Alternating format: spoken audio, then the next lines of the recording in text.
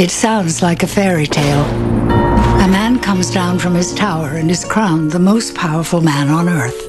He gives to the rich and takes from the poor. He makes friends with our enemies and enemies of our friends. And then one day, a disease came upon the land. Fear not, he says, for it is a hoax, and will not harm those who believe in me. As thousands and thousands suffer and die. 林肯计划又出招了。Look up from New York City's Times Square and you'll see Jared Kushner and Ivanka Trump smiling down at you. But the couple isn't happy about that.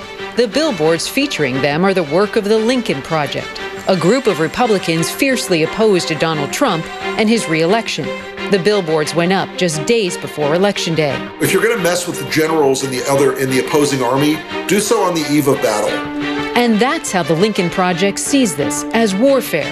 The image of Ivanka was taken from a tweet she posted back in July promoting the Goya brand. But instead of a can of beans, the billboard shows her smiling next to the growing death count of New Yorkers and those around the country from coronavirus. Kushner's adjacent billboard includes what looks like body bags under a quote that reads, "New Yorkers are going to suffer, and that's their problem." That quote is from a September Vanity Fair article, citing an unnamed person who claimed Kushner said it while criticizing New York's governor for his response to the pandemic. CNN has not independently verified Vanity Fair's reporting. Jared Kushner and Ivanka Trump are apparently so enraged by the billboards, they're threatening to sue. Their attorney sent a letter to the Lincoln Project, calling the billboards false, malicious, and defamatory. The letter goes on to say Mr. Kushner never made any such statement, Ms. Trump never made any such gesture, and the Lincoln Project's representations that they did are an outrageous and shameful libel. In response to Kushner's denial of the quote, "He's a lying liar who lies." That's my assessment of it. So if they want to go and make this case that he never said such a thing, then they've never tried to get the Vanity Fair article taken down until this date. They've never tried to go out and contest the quotes about that. The Lincoln Project, meanwhile, has no plans to take down the billboards. We will continue to have those billboards up as long as we can keep them up, and we will continue to prosecute this line of attack as long as we can, because Donald Trump's daughter and his son-in-law are public figures. This is protected political speech of the highest order. The Lincoln Project plans to keep the billboards up until November 5th, 2 days after the election. 库许纳究竟有没有说过这样的风凉话，有待证明。不过，揭发水门案的《华盛顿邮报》资深记者伍华德提供了一段为了替川普写新书，在4月18日采访库许纳时，他亲口说出了这一段话。Last thing was kind of doing the guidelines, which was interesting, and that in my mind was almost like, it was almost like Trump getting the country back from the doctors, right? In the sense that what he now did was, he's going to own the open up. Trump's now back in charge. It's not the doctors. They've kind of, we have like a negotiated settlement. 库许纳说这段话的那一周，美国确诊人数刚破70万例，死亡3万7000多人，这个数字已经很吓人了。今天呢？美国确诊900万例，死亡将近23万人。而从库许纳的这段录音档对照回川普4月的发言，与现实完全吻合。Tweeting all in caps, liberate Minnesota, liberate Michigan, liberate Virginia. These are great people. They've got cabin fever. They want to get back. They want their life back. 19万3000条人命。Quiet. 就是库许纳说的，川普从医生手中夺回美国的结果。This is a political exercise. We came, we saw, we conquered.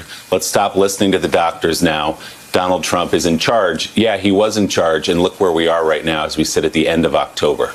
I put the phone on speaker so she can hear you. Your girls are on the telephone, Joyce. Right. Joyce? You can say something. She can hear you now. Hi, Mom. Hey, Mom. How are you doing? The girls say hi, Joyce. Your mom moved her fingers like she's waving. I wish we could be there with you, Mom. They say they want to be here with you, Joyce. She knows that we can't, right? They can't because of the COVID. We love you, Mom. Love you, Mom. Your girls love you, Joyce. She nodded again a little. Bye, Mom. Okay, say goodbye, Joyce. On November 3rd, vote Biden-Harris. Life's too important not to. 虽然有一群人对川普恨之入骨，不过在美国有另一群人认为他才是美国的救世主。Do you believe that the president is stopping child trafficking rings, pedophiles? Yes, I do. The main gist of QAnon is that elite, satanic pedophiles are everywhere, and they're coming to get your kids. More specifically, pedophiles are everywhere among liberals, celebrities, and the media. Meanwhile, Donald Trump is busy plotting to round them all up. Why is it that all these pedophiles were allowed to be untouched for years and years and years until President Trump was sworn in as president? The scale of QAnon isn't yet clear, but it's definitely big. It's reached the crucial "your mom has heard of it" stage. Q is the best thing that has ever happened to you. 2016年，这群人帮忙把川普送进了白宫。今年他们的势力更庞大了。There is evidence to suggest that the QAnon community is growing, especially as a consequence of the pandemic. Because the pandemic caused people to spend a lot more time indoors reading these posts, and because it made them feel very stressed and uncertain about the future, they started trusting these baseless conspiracy theories. 住在宾州的克罗伊就是其中之一。29岁的她是2个孩子的妈，平常周末陪孩子踢足球，但是受到新冠病毒疫情影响，被迫待在家里，也因此接触到了匿名者 Q。Is there anything that you could hear in the media or from friends that would dissuade you from the beliefs that you've outlined?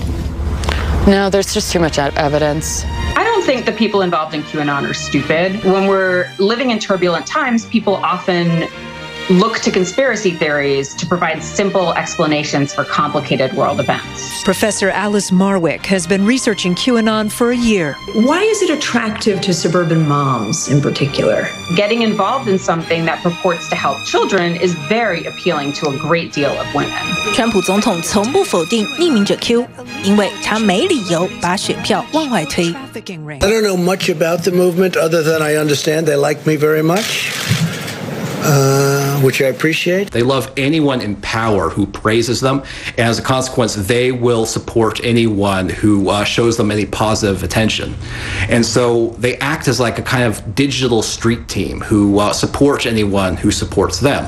And if you happen to be running for office, that can be very appealing. There are now 87 QAnon supporters who have run for Congress, and the first will be elected this November. And while most platforms have cracked down on Q, Anons are clever at evading these measures. QAnon may very well grow and even get uglier in the years ahead. 捍卫言论自由到底，抢救中天，台湾不能只有一种声音，请立刻订阅中天电视 YouTube 频道，订阅、按赞、分享，开启小铃铛。